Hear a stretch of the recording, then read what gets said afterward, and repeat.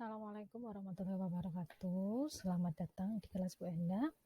Pada video kali ini kita akan membahas topik mengenai penggunaan statistik dalam menganalisis data penelitian. Oke. Pada video sebelumnya di konsep dasar statistik sempat Ibu singgung terkait tahapan dari statistik itu sendiri. Nah, setelah mulai pengumpulan data sampai dengan ada pada tahap di mana kita menganalisis data, ya. Karena kita ketahui statistik itu sendiri adalah proses pengolahan data untuk bisa menjadi informasi seperti itu. Oke. Jadi pada overview pembelajaran kita hari ini yaitu yang pertama adalah pengertian dari analisis data itu sendiri, kemudian ada analisis statistik deskriptif, analisis statistik inferensial, dan kemudian panduan memilih uji statistika itu bagaimana sih harusnya langkahnya. Oke. Yang kita bahas pertama di sini adalah tentang pengertian analisis data itu sendiri. Jadi, analisis data adalah proses pengolahan data dari hasil pengukuran ataupun penelitian yang sudah didapatkan sehingga nantinya kita bisa memperoleh makna atau arti dari hasil penelitian tersebut yang bisa menjadi informasi ataupun bisa ditarik kesimpulan sehingga bisa bermanfaat untuk orang banyak, kan gitu. Dan juga dalam statistik ya, menggunakan dua metode besar atau mungkin ruang lingkupnya secara garis besar itu ada dua ya, yang yaitu statistik deskriptif dan analisis statistik inferensial. Oke. Yang pertama kita akan bahas adalah tentang statistik deskriptif. Statistik deskriptif disebut juga dengan statistik deduktif. Metode ini bertujuan untuk memperoleh gambaran dari keadaan pada populasi yang berdasarkan pada hasil pengamatan ataupun pengukuran. Namun ya, statistik deskriptif ini hasilnya itu tidak dapat untuk digeneralisasikan kesimpulannya seperti itu.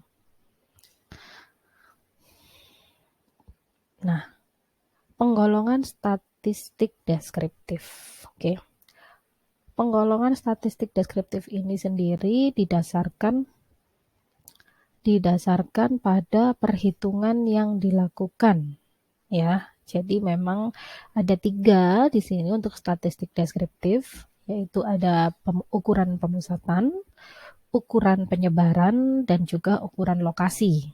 Seperti itu. Oke. Ukuran pemusatan. Ukuran pemusatan di sini adalah ukuran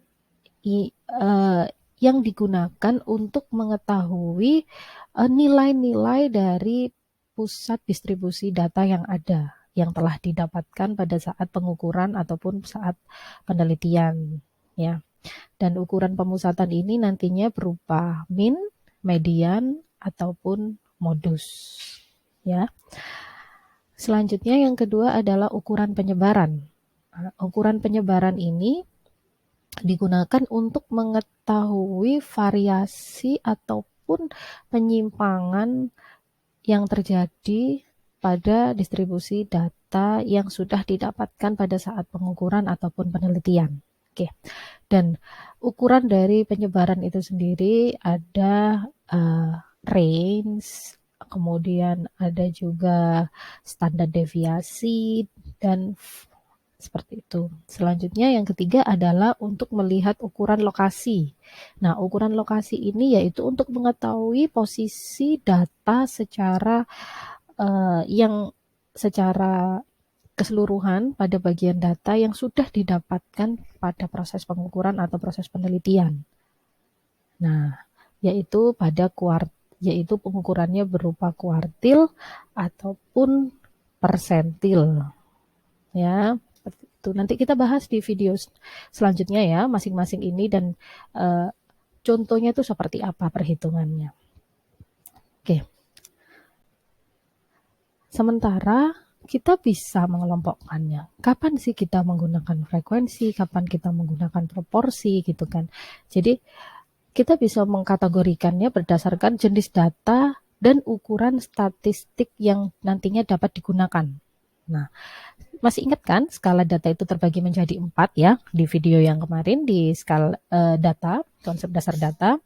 Itu kita ada yang namanya nominal, ordinal, interval, atau rasio.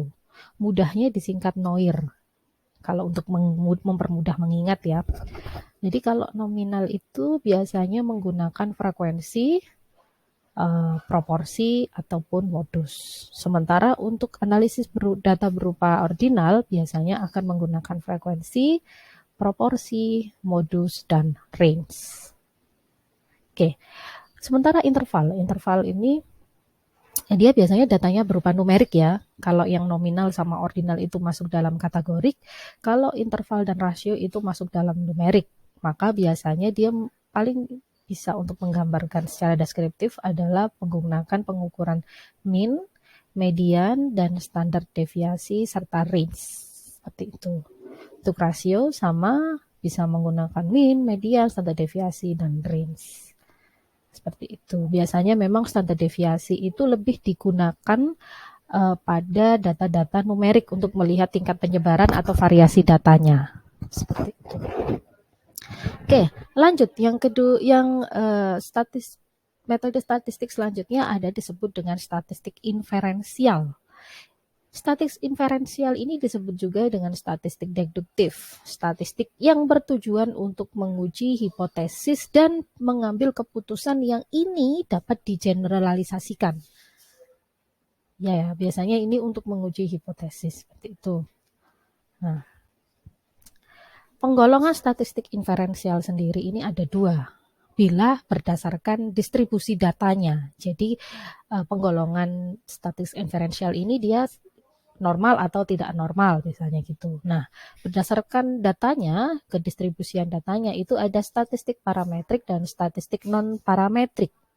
Statistik parametrik adalah statistik yang memenuhi beberapa asumsi ya, seperti datanya harus normal, kemudian datanya homogen, ya. Dan biasanya skala datanya ini numerik, yaitu interval dan rasio. Sementara untuk statistik non-parametrik ini digunakan untuk beberapa asumsi yang datanya tidak normal. Skala datanya nominal, ordinal, atau kategorik ya. Kemudian sebutan lain dari statistik ini adalah kadang biasanya dikenal dengan statistik bebas distribusi. Karena dia tidak harus berdistribusi normal datanya. Itu. Lanjut. Kita masuk ke dalam pemilihan uji statistik inferensial berdasarkan tujuan penelitian. Jadi gini, kapan sih kita menggunakan statistik inferensial? Kita kan macam-macam nih. Tadi ada parametrik, ada non-parametrik, dan selain itu, di saat kita menggunakan uji statistik inferensial ini, yang tadinya adalah untuk menguji hipotesis, berarti yang paling dilihat adalah tujuan dari penelitian itu sendiri. Statistik itu seperti ini ya, alat ya. Jadi kita harus menemukan ini tuh alatnya itu harus tepat gitu loh untuk bisa menjawab dari pertanyaan penelitian. Seperti itu. Jadi tergantung dari tujuan penelitiannya, teman-teman. Kalau tujuan penelitian itu ada yang dia ingin menguji perbedaan. Dan kemudian ada yang untuk melihat hubungan antar variabel. Kemudian yang terakhir dia ingin melihat sebesar apa pengaruhnya. Loh, Bu, hubungan sama pengaruh itu apakah berbeda? Oh iya, perbedaan. Dia hanya bisa menunjukkan adanya beda. Sementara hubungan dia menunjukkan sesuatu itu berhubungan atau tidak. Hanya sebatas hubungan. Oke, seperti apa contohnya? Misalnya nih, gampangnya, kalau misalnya hubungan, dia hanya sebatas berhubungan teman kuliah misalnya gitu. Dia teman main, itu hanya berhubungan. Hanya oke, saya punya hubungan dengan dia karena kita satu kelas. tapi belum tentu teman tersebut memiliki pengaruh sama kamu, ya kan? Nah, kalau pengaruh itu satu tingkat lagi karena dia akan memberikan dampak, memberikan efek dalam kita melakukan atau memikirkan sesuatu. Makanya pengaruh itu tingkatannya tertinggi. Jadi gini misalnya beda ya untuk kelas A dan kelas B, misalnya gitu. Tapi di kelas A dia punya hubungan karena dia berhubungan satu kelas. Nah, kemudian pengaruhnya tidak semua satu teman dalam satu kelas tadi itu uh, bisa memberikan pengaruh kecuali hubungannya sangat dekat. Nah, jadi kalau berpengaruh otomatis itu berhubungan. Tapi kalau dia tidak berhubungan, belum tentu dia berpengaruh. Seperti itu. Oke, lanjut aja ya. Jadi kalau uji perbedaan itu ada parametrik dan non-parametrik. Kalau parametriknya seperti uji t-test, kemudian ada uji ANOVA, kemudian kalau non-parametrik itu ada Friedman, Fisher.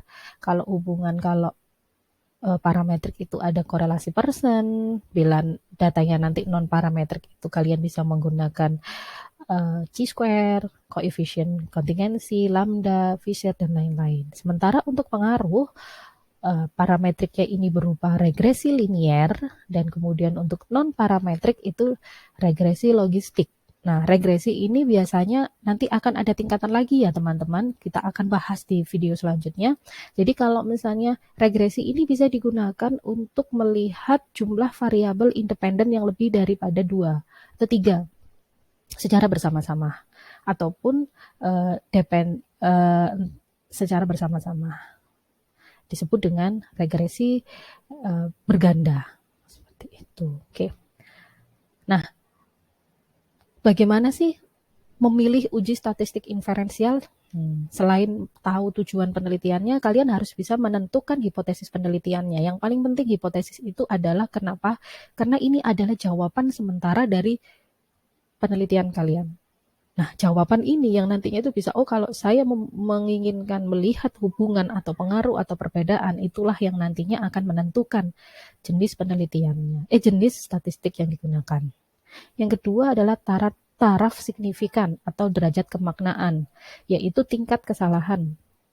Mau berapa persen? 0,05 atau 0,01 misalnya. Itu. Kemudian yang ketiga melihat skala datanya. Tentu ya, tadi kan sudah saya Ibu berikan kalau nominal itu apa, ordinal itu harus seperti apa, seperti itu.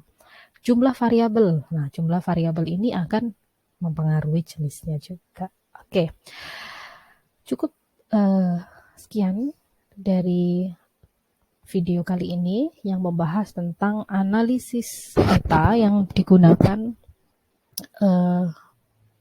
analisis statistik yang digunakan untuk menganalisis data penelitian ya secara deskriptif dan inferensial, tergantung teman-teman tujuan penelitiannya bagaimana.